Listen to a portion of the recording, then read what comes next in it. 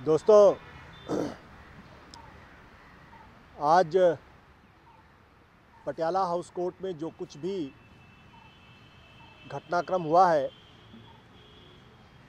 वो बहुत दुखद और बहुत शर्मनाक है। आम आदमी पार्टी इस पूरे घटना की न केवल निंदा करती है बल्कि ये भी कहती है कि एक सोची समझी साजिश के तहत पूरा ड्रामा, पूरा नाटक रचा गया। क्योंकि जो घटनाक्रम है वो अपने आप में बहुत विजिबल है। 2 दिन पहले इसी तरीके से पटियाला हाउस कोर्ट में कोर्ट के प्रेमाइसेस के अंदर पहले पत्रकारों की पिटाई होती है, कोर्ट रूम के अंदर पिटाई होती है, जमकर मारा जाता है। उसके बाद कोर्ट रूम के बाहर एक एमएलए एक एक्टिविस्ट को पटक पटक के पीटता है, मारता है। सब कुछ वीडियो अवेलेबल है, सारे एविडेंसेस हैं। उसके बावजूद किसी तरीके की कोई कार्रवाई उन लोगों के खिलाफ नहीं होती है। और आज जब पटियाला हाउस कोर्ट में कन्हैया को प्रोड्यूस किया जा रहा था, उस वक्त तक सुप्रीम कोर्ट ने बाकायदा गाइडलाइंस इशू की। सुप्रीम कोर्ट ने कहा कि सुरक्षा प्रदान की जानी चाहिए और सुप्रीम कोर्ट के ऑब्जर्वेशन के बाद, सुप्रीम कोर्ट के इंस्ट्रक्शन के बाद फिर वही बीजेपी के गुंडे, वही वकील फिर एक बार पहले आपस में मारपीट करते हैं, उसके बाद फिर मीडिया के पत्रकार को पीटते हैं।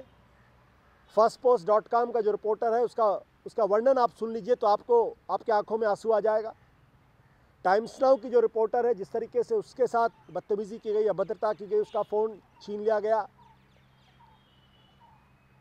उसके बाद फिर वहाँ जो ओबी वैन्स हैं, उन ओबी वैन से पथराव किया गया। बड़े बड़े पत्थर वहाँ मिले। अभी आपसे आने के पहले वहाँ पे इतना बड़ा पत्थर फेंका गया अंदर से। सुप्रीम कोर्ट ने उसका कॉग्निजेंस लिया। कॉग्निजेंस लेने के बाद सुप्रीम कोर्ट ने अपनी लॉयर्स की एक टीम भेजी। उस टीम के साथ भी धक्का मुक्की की गई। कन्हैया, उसने कोर्ट में कहा कि उसके ऊपर हमला किया गया, उससे मारपीट की गई। और इस तमाम घटनाक्रम के बावजूद, जबकि आज सुबह से पुलिस दावा कर रही है कि पूरे पटियाला हाउस कोर्ट में अनप्रेसिडेंटेड सिक्योरिटी है, सुरक्षा के ज़बरदस्त इंतज़ाम है।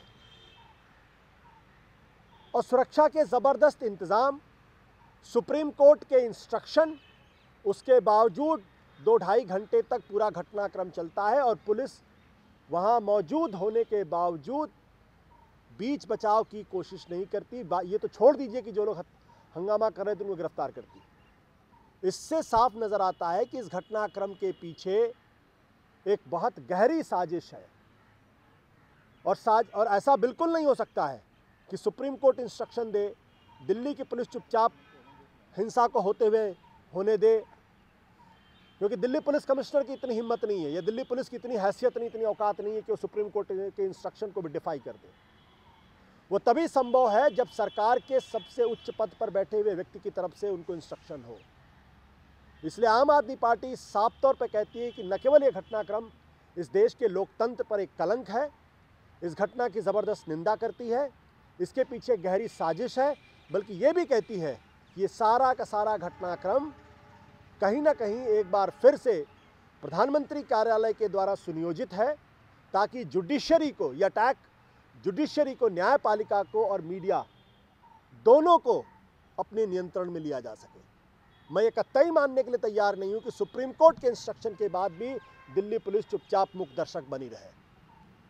क्योंकि पिछले दिनों जिस तरीके से न्यायपालिका ने अपनी इंडिपेंडेंस का इजहार किया, खासतौर पर एनजेएसी के मामले में, जहाँ पे जजेस के सिलेक्शन के मसले पे, और मीडिया जिस तरीके से इंडिपेंडेंट है, और जिस तरीके से पत्रकार कल सड़कों पर उतरे, तो ये सबक सिखाने के लिए ये पूरा घटनाक्रम रचा गया है।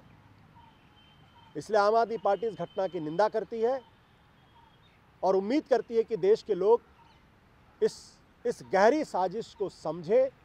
क्योंकि अगर न्यायपालिका सुरक्षित नहीं है, अगर उसके आदेश को नहीं माना जाएगा, अगर मीडिया पे लगातार हमले होते रहेंगे, तो फिर ये देश का लोकतंत्र सुरक्षित नहीं रह सकता। यहाँ पे मैं एक बात ज़रूर पूछना चाहता हूँ, क्या वो पत्रकार जिनको मारा जा रहा है, निहत्थे पत्रकार, वो पाकिस्तानी है क्या? आतंकवादी हैं क्या वो पत्रकार? जिन लोगों को सड़क चलते पीटा जा रहा है वो आतंकवादी हैं? सीनियर एडवोकेट राजीव धवन के ऊपर पत्थर फेंके जा रहे हैं, राजनेताओं के ऊपर पत्थर फेंके जा रहे हैं, वो आतंकवादी हैं? पाकिस्तान से आए हैं वो लोग।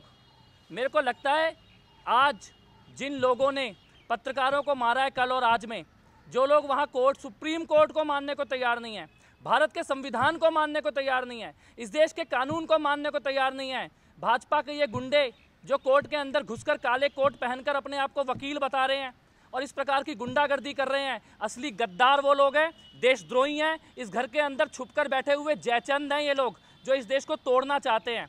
और मेरे को लगता है अगर इस देश का प्रधानमंत्री पत्रकारों के ऊपर सुप्रीम कोर्ट के ऑर्डर के बाद भी, पिटाई होने के बाद अगर अपने मुंह नहीं खोलते, सूचना और प्रसारण मंत्री अरुण जेटली अपना मुंह नहीं खोलते, इसका मतलब ये लोग इस साजिश में शामिल हैं। ये चाहते हैं कि इस देश के अंदर तनाव का माहौल पैदा हो, इस देश के अंदर गुंडागर्दी का माहौल पैदा हो। जिस प्रकार से बीजेपी के विधायक ने बोला कि मैं गोली मार दूंगा, किस संविधान की बात कर रहे हैं? ये कौन से कानून की बात कर रहे हैं? क्या ये किसी कानून को नहीं मानेंगे इस देश के अंदर?